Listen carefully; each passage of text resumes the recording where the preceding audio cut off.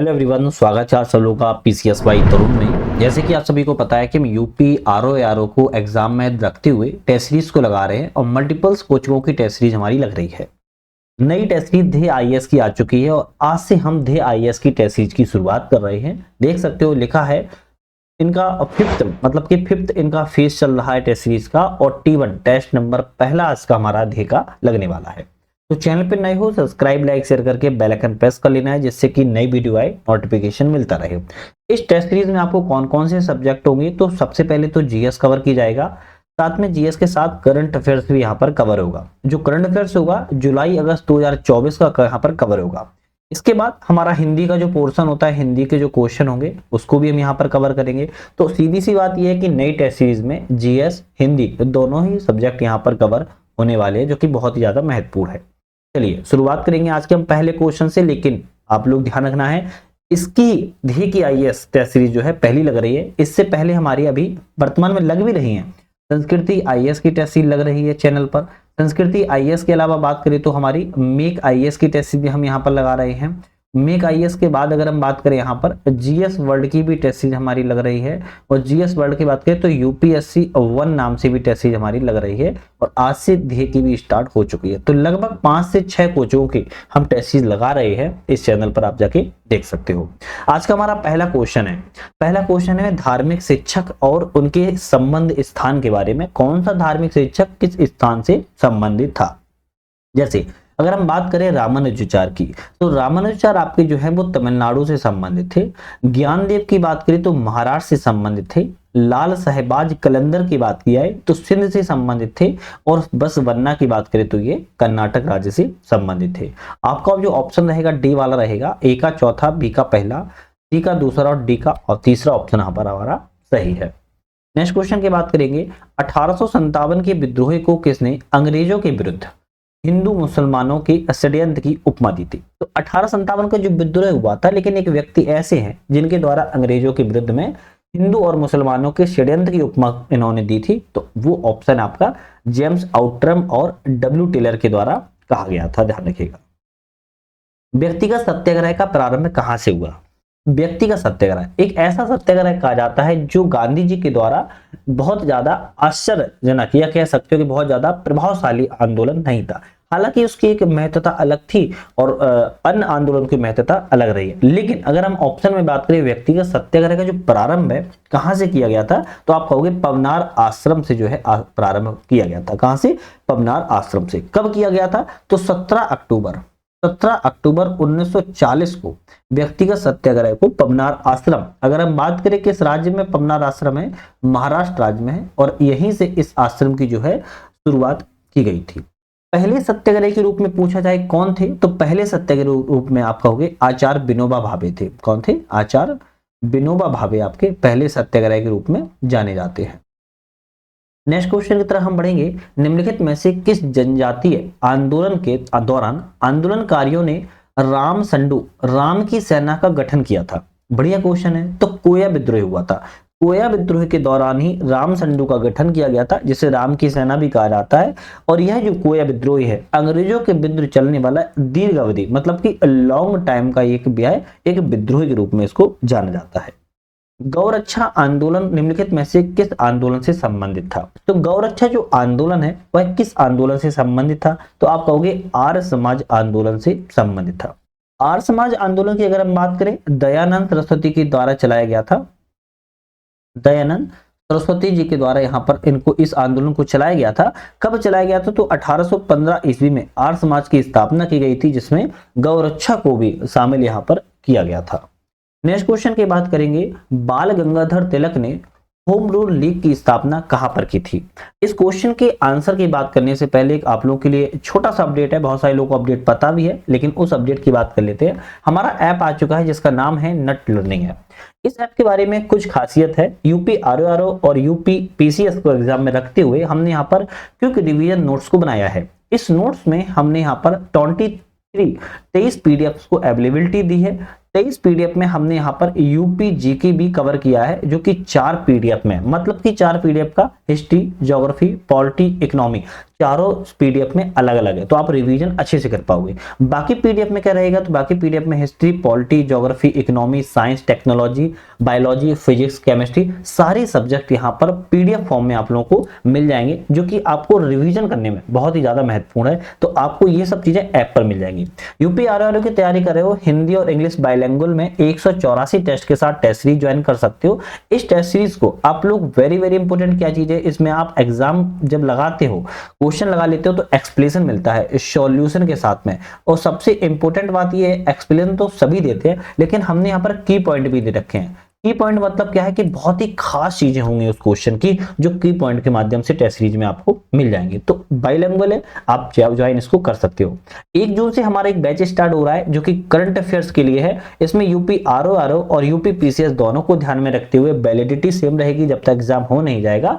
49 rupees का केवल है, जिसके पास 49 भी नहीं है तो मुझे कॉल कर लेना, उसके लिए फ्री भी कर देंगे, ऐसी कोई बात नहीं है। लेकिन आप सोच समझ के करना कि भाई इतना एफर्ट हम लगाएंगे, इतना डेटा को इकट्ठा करेंगे, पीपीटी बनाएंगे, तो 49 रुपीज वैल्यूएबल है या नहीं है। जिसमें आपको 25 वीडियो यहाँ पर उपलब्ध रहेंगे, साथ में 4 से 5 मैराथन यहाँ पर मिलेंगे। तो मल्टीपल कोर्सेस आपके एग्जाम्स को ध्यान रखते हुए हमने नट लर्निंग ऐप पर बनाए हैं। ऐप का नाम है नट लर्निंग ऐप। इसको डाउनलोड आप कैसे कर पाओगे, तो आप या तो सर्च कर सकते हो प्ले स्टोर पर, या फिर डिस्क्रिप्शन में लिंक देती है नट लर्निंग ऐप की, वहां से डाउनलोड कर लीजिएगा। क्वेश्चन की तरफ लौटते हैं। क्वेश्चन हमारा था, बाल गंगाधर तिलक ने होम रूल लीग की स्थापना कहां पर की।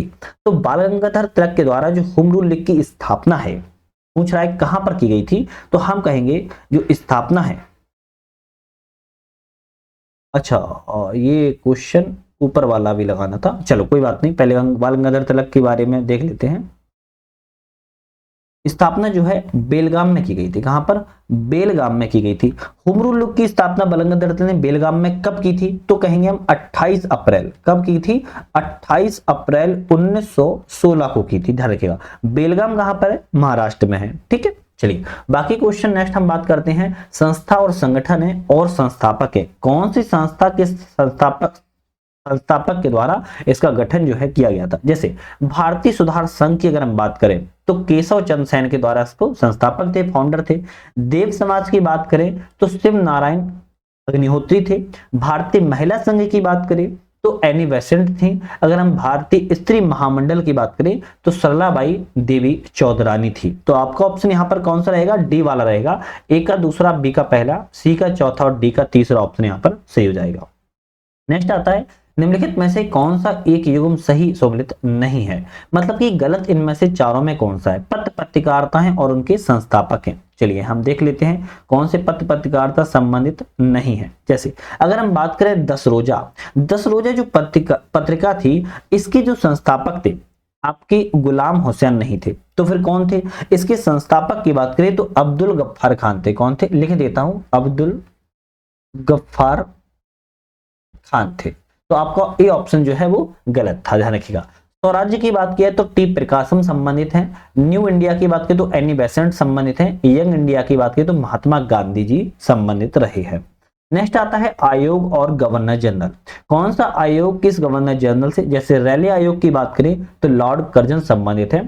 सैडलर आयोग की बात की है तो लॉर्ड चैम्सफोर्ड संबंधित है। इंचकैप आयोग की बात किया है तो लॉर्ड रीडिंग संबंधित है। और लिंडसे आयोग की बात करें तो लॉर्ड इरविन संबंधित है। आपका ऑप्शन डी रहेगा। ए का पहला, बी का चौथा, सी का दूसरा और डी का तीसरा ऑप्शन हमारा सही है।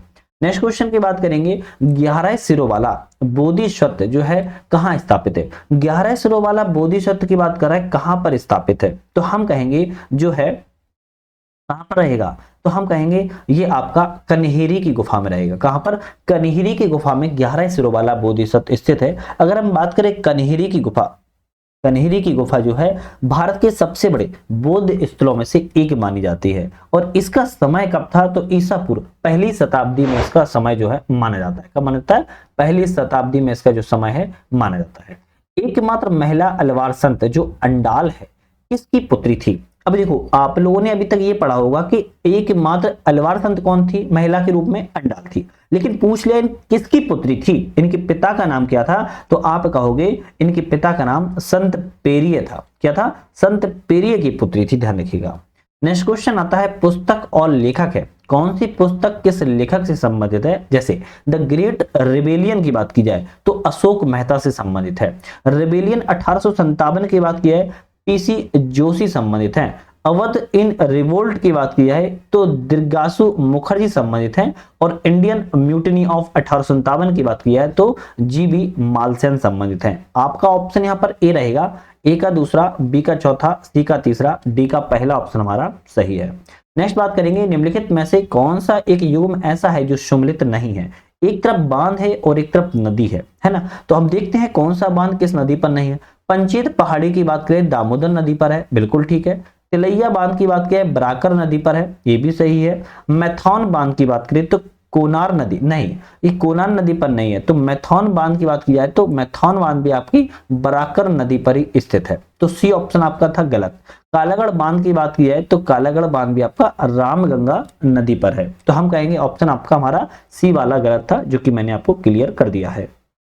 नेक्स्ट क्वेश्चन की बात करेंगे, एक तरफ परमाणु ऊर्जा संयंत्र है और एक तरफ राज्य है, कौन सा परमाणु ऊर्जा संयंत्र किस राज्य में स्थित है। जैसे कुबाड़ा की बात करें तो आंध्र प्रदेश में है।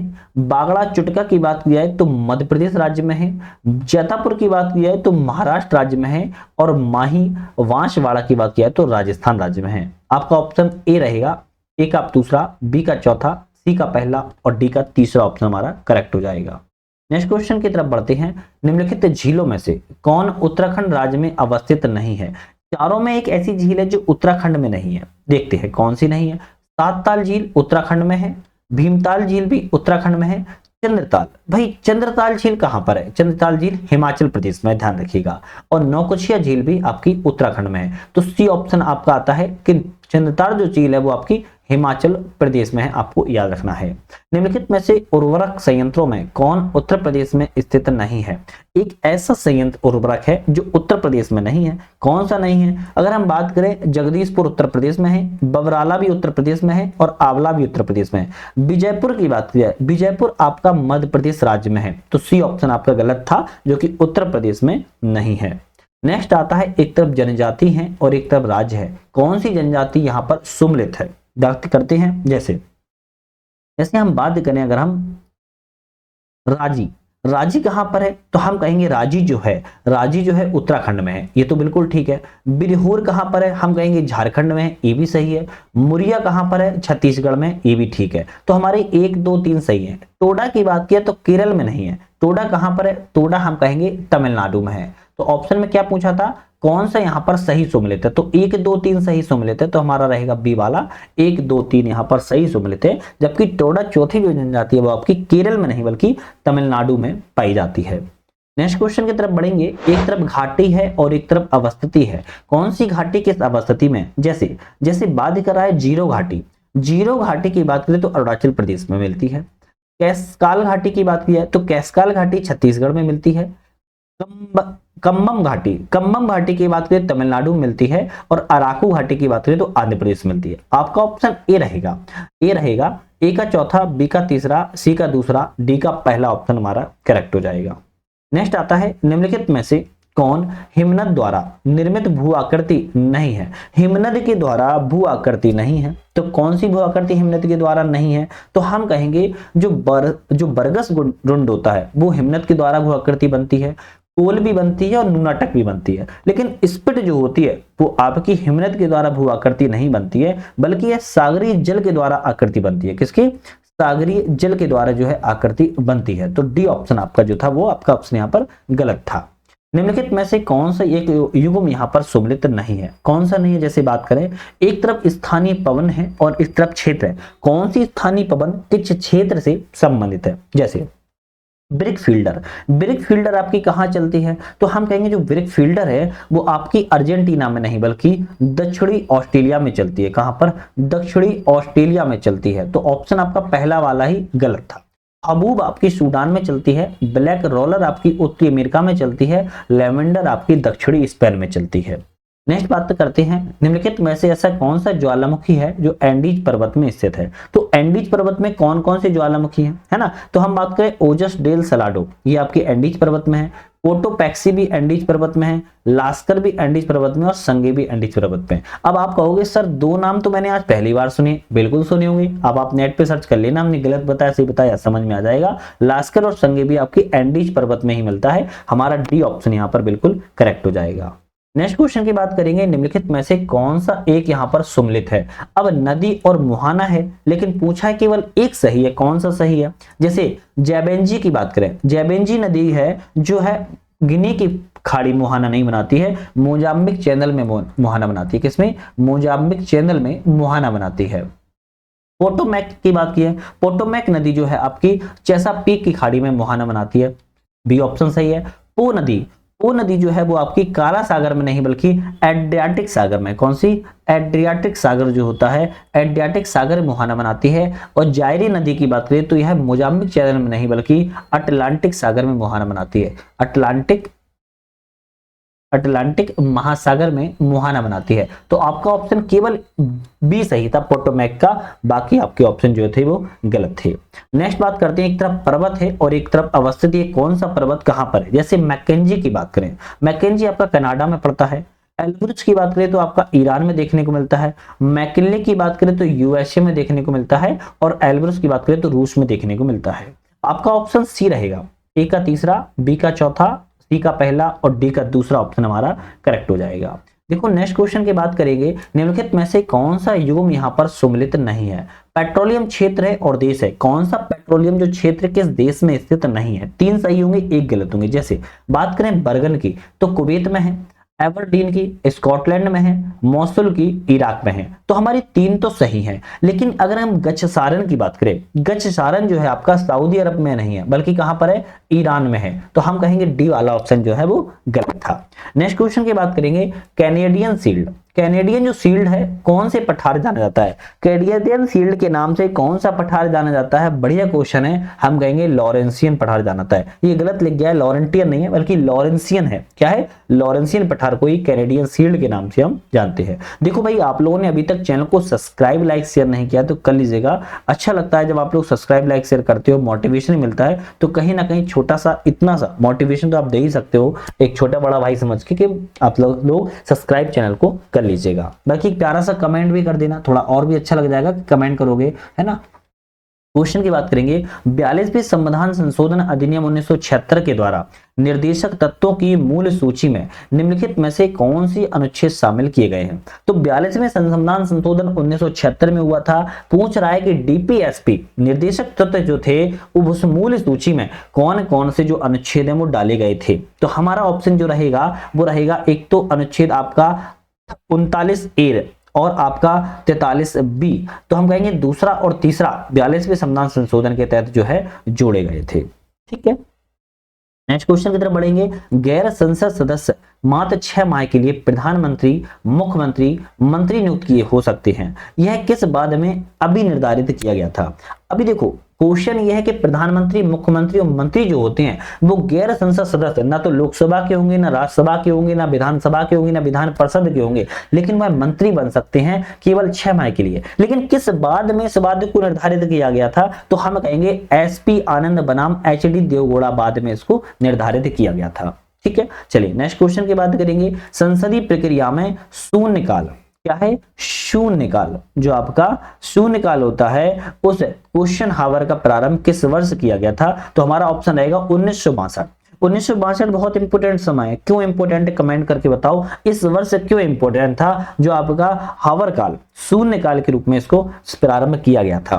संसदीय कार्रवाई के संदर्भ में निम्नलिखित में से कौन सा कथन असत्य है। देखो असत्य कथन आए तो गलत नहीं बनाना है, असत्य कथन आए तो आपको पहले ऐसे लिख लेना है कौन सा कथन गलत है, अब आप सही ढूंढ पाओगे। तो हम ढूंढ लेते हैं गलत कौन सा है। संसद का पहला घंटा जो होता है वो प्रश्नकाल का होता है, हम कहेंगे ये तो सही है। शून्यकाल प्रश्नकाल के तुरंत बाद होता है, हम कहेंगे हाँ भाई ये भी सही बात है। है ना, ये भी सही बात है। लेकिन अतारांकित जो प्रश्न होते हैं इसका उत्तर मौखिक रूप में दिया जाता है। अरे भाई, उत्तर मौखिक रूप में दिया जाता है या लिखित रूप में दिया जाता है? तो हम कहेंगे लिखित रूप में दिया जाता है। कैसे? लिखित रूप में। तो सी ऑप्शन जो है आपका गलत था। अल्प सूचना के प्रश्न का जो उत्तर है मौखिक दिया जाता है। हम कहेंगे हाँ, ये भी ठीक है। तो संसदीय कार्यवाही में ए, बी और डी आपके सही थे, लेकिन सी वाला जो गलत था बता दिया है। अतारांकित जो प्रश्न होते हैं उसका उत्तर लिखित रूप में दिया जाता है, जबकि तारांकित जो प्रश्न होते हैं उसका उत्तर मौखिक रूप में दिया जाता है। नेक्स्ट क्वेश्चन की बात करेंगे, निम्नलिखित युग्म में से कौन सा सही नहीं है? गलत है। एक तरफ अनुच्छेद है और एक तरफ प्रावधान है। कौन सा प्रावधान किस अनुच्छेद संबंधित नहीं है? अनुच्छेद 155 में कहता है राज्यपाल की नियुक्ति। हम कहेंगे बिल्कुल ठीक है। अनुच्छेद 159 159 में कहता है राज्यपाल के द्वारा शपथ ग्रहण। हम कहेंगे हाँ, ये भी ठीक है।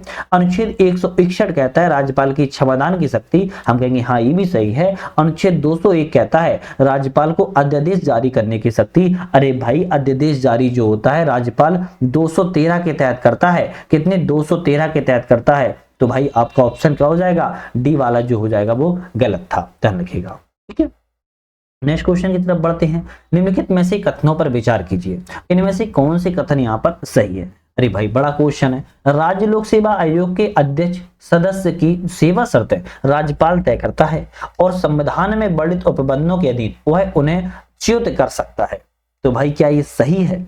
तो हम कहेंगे नहीं। क्यों? क्योंकि राज्य लोक सेवा आयोग के अध्यक्ष सदस्यों राष्ट्रपति संविधान में वर्णित उपबंधों के अधीन च्युत करता है, ना कि राज्यपाल करता है। तो पहला तो गलत हो गया। दूसरा कहता है राज्य लोक सेवा आयोग के जो अध्यक्ष सदस्य कार्यकाल के बाद पुनः नियुक्त नहीं किया जा सकता, अर्थात दूसरे कार्यकाल के लिए योग्य नहीं है। हम कहेंगे हाँ, दूसरा ऑप्शन, केवल दो ऑप्शन है हमारा, दूसरा वाला सही है, पहला वाला जो था गलत था।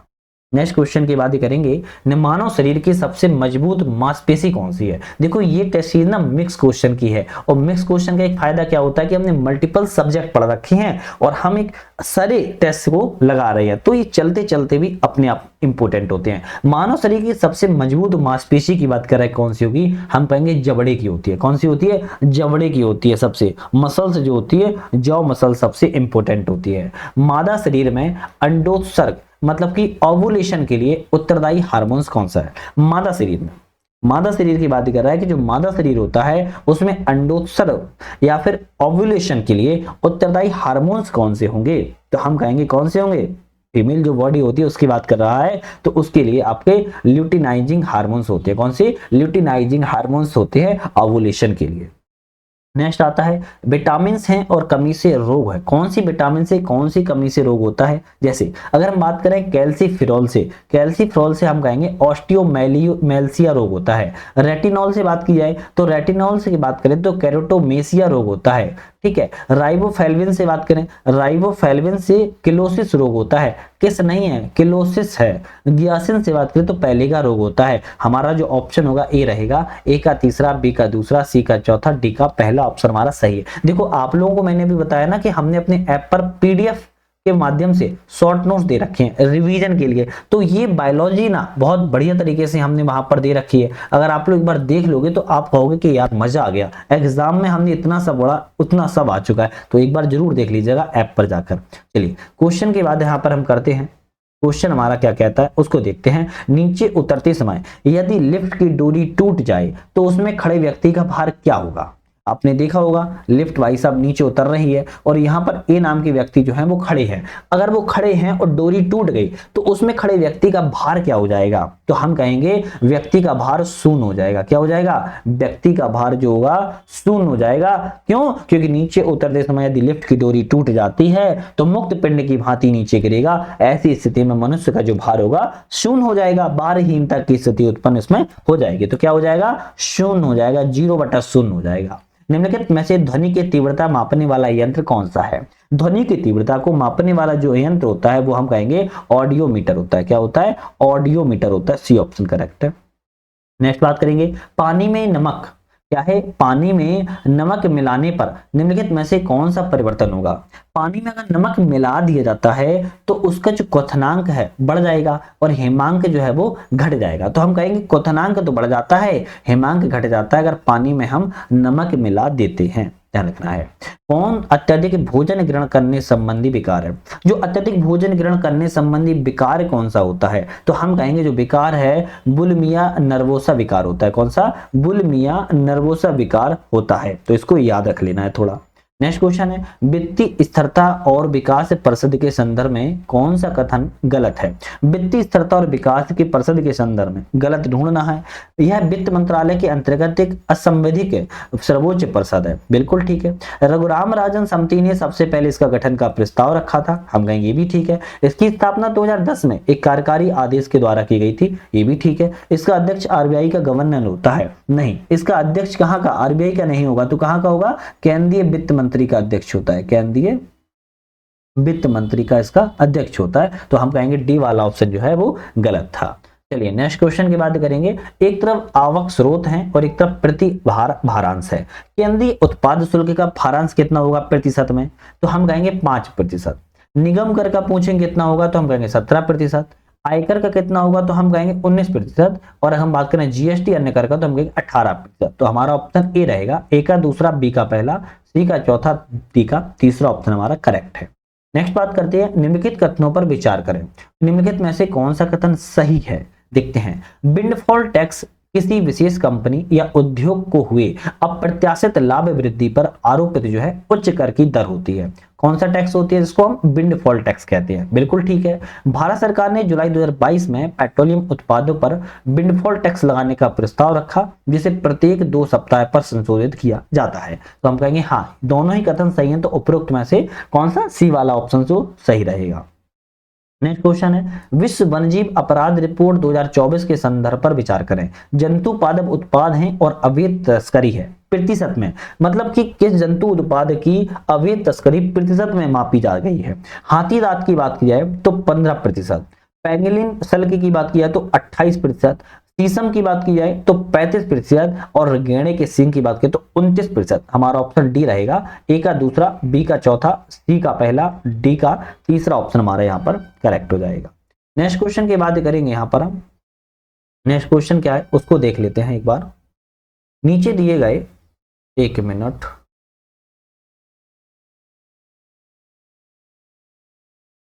चलिए नेक्स्ट क्वेश्चन है अभिकथन और कारण है। तो कौन में से कौन सा कथन सही है और कौन सी व्याख्या करता है? अभिकथन ए कहता है प्रजातियों को उनके प्राकृतिक आवास में संरक्षित करने के लिए उनके विशिष्ट निकेत की पर्याप्त जानकारी होनी आवश्यक है। बिल्कुल बात ठीक है। जब जानकारी नहीं होगी तो उनको एक विशेष निकेत कैसे बनाएंगे, कैसे संरक्षित करेंगे?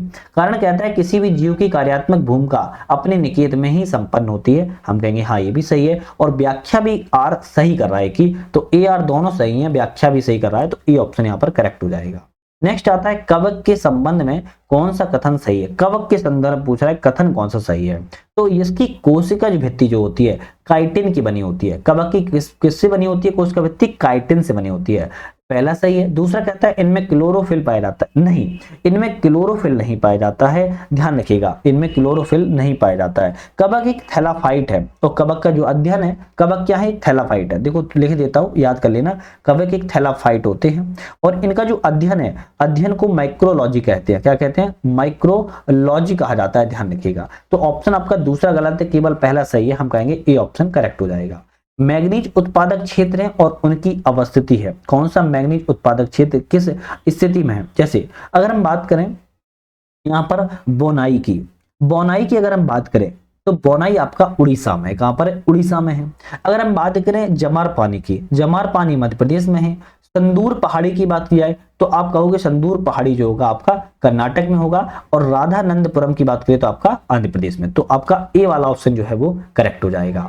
नेक्स्ट क्वेश्चन में निम्नलिखित में से कौन प्रोटीन को विकृत नहीं करता? विकृत प्रोटीन को कौन सा नहीं करता है? तो हम कहेंगे अवरक्त किरणें। अवरक्त किरणें कौन सी होती हैं? जैसे ऊष्मा होती है, एक्स किरणें होती हैं। ये सब चीजें जो होती हैं अवरक्त किरणें प्रोटीन को जो है क्या नहीं करती? विकृत नहीं करती हैं। जबकि ऊष्मा, एक्स किरणें और भारी धातु लवण ये आपको प्रोटीन को विकृत कर देती हैं। अवरक्त किरणें नहीं करती हैं। क्या है? अवरक्त किरणें प्रोटीन को विकृत नहीं करती हैं, जबकि ऊष्मा, एक्स किरणें और भारी धातुएं प्रोटीन को विकृत कर देती हैं। पहले मैं थोड़ा सा गलत बोल गया था, सॉरी उसके लिए। ऊला का संबंध सामान्यता किसका है? ऊला का संबंध सामान्यता निम्नांकित में से किस बादल के साथ है? अब ऊला वो नहीं है जो आप सोच रहे हो, है ना। ऊला है क्या है, ओले हैं, ओले ओले ओले की बात कर रहे हैं। ओला का संबंध जो सामान्यतः कपासी वर्षा से होता है, किससे होता है, कपासी वर्षा से होता है। निम्नलिखित में से कौन सा सही नहीं है, एक तरफ औद्योगिक प्रदेश है और एक तरफ देश है, कौन सा औद्योगिक प्रदेश इसमें से सही नहीं है, देखते हैं कौन सा सही नहीं है। जैसे अब हम बात करें अलबामा, अलबामा आपका कहां पर है, रूस में है, बिल्कुल ठीक है। रुर जर्मनी में, ये भी ठीक है। कैंटन की बात की है तो कैंटन आपका जापान में नहीं है, तो फिर चीन में है, हम कहेंगे सी ऑप्शन गलत हो गया। अगर हम बात करें दक्षिण ट्रांसवाल की, दक्षिण ट्रांसवाल की बात किया तो आपका दक्षिण अफ्रीका में है, ये भी सही है। मानव प्रतिरक्षाहीनता विषाणु HIV के द्वारा जो एड्स रोग है, जो एक है, मतलब एड्स रोग क्या है, तो हम कहेंगे जो एड्स रोग है रेट्रोवायरस रोग है। कैसा है, रेट्रोवायरस रोग को ही हम HIV के द्वारा जो एड्स रोग होता है, जो एक रेट्रोवायरस के कारण होता है, ध्यान रखिएगा। 50वें क्वेश्चन के बारे में बात करेंगे। भारतीय संविधान के भाग 12 में वित्त, संपत्ति, संविधाएं, बाद का वर्णन किया गया है। यह भाग 4 अध्यायों में विभाजित है। कौन सा सही सम्मिलित नहीं है, जैसे एक तरफ अध्याय है और एक तरफ प्रावधान है। चलिए हम बात करेंगे कौन सा सही नहीं है। भाग अध्याय 1 में वित्त है, बिल्कुल ठीक। अध्याय 2 में ऋण लेना है, ये भी ठीक है। अध्याय 3 में कह रहा है कि भारत के राज्य क्षेत्र के भीतर व्यापार वाणिज्यिक सगामा, नहीं, भारत के राज्य क्षेत्र के भीतर व्यापार वाणिज्य सगाम की बात जो कर रहा है भाग 13 में भाग है, किसमें, भाग 13 में है, तो सी वाला ऑप्शन जो आपका गलत था। अध्याय 4 में संपत्ति का अधिकार है, ये भी ठीक है। तो हमने आज यहाँ पर ध्येय IAS के 50 क्वेश्चन कंप्लीट कर लिए। नेक्स्ट जो वीडियो आएगी हम 51 क्वेश्चन से करेंगे, वेरी इंपोर्टेंट है, जैसे कि आप लोग देख ही रहे हो कि कितना इंपोर्टेंट ये क्वेश्चन चल रही है। तो अच्छे क्वेश्चन है, एग्जाम में इसी तरह क्वेश्चन आते भी हैं, पूछे भी जाते हैं और मिक्स क्वेश्चन है, तो जैसा एग्जाम का पैटर्न है वैसे ही क्वेश्चन लगाए जा रहे हैं। तो आप लोग जरूर देखते रहिएगा, साथ में अपने फ्रेंड सर्कल में शेयर वगैरह कर दीजिएगा। तो वीडियो पे बने रहने के लिए आप सभी का बहुत बहुत धन्यवाद।